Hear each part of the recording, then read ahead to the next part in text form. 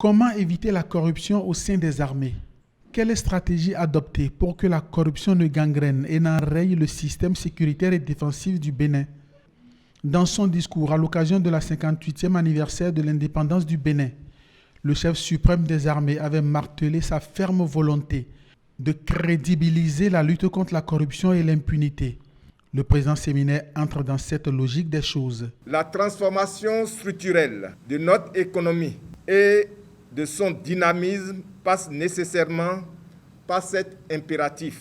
Il a été fortement recommandé la mise en œuvre des plans d'action sectoriels des ministères et institutions qui permettent de faire reculer de façon substantielle le phénomène de la corruption et de pouvoir promouvoir les valeurs d'intégrité et de la lutte contre la corruption. Au cours du séminaire, il sera question du système national d'intégrité et de l'indice d'intégrité de la défense nationale. Le dit système sera présenté dans sa politique, son personnel, ses aspects financiers, opérationnels et logistiques. Le point focal du système national d'intégrité du ministère de la Défense nationale par ce séminaire veut vulgariser le système et sensibiliser les gestionnaires de crédit et ordonnateurs de budget. Le système national d'intégrité est un levier qui traduit dans les faits cette volonté affichée du gouvernement et qui invite à la gestion efficiente et sécurisée des ressources mises à disposition. La mise en œuvre de cette vision en matière de lutte contre la corruption au niveau des forces armées béninoises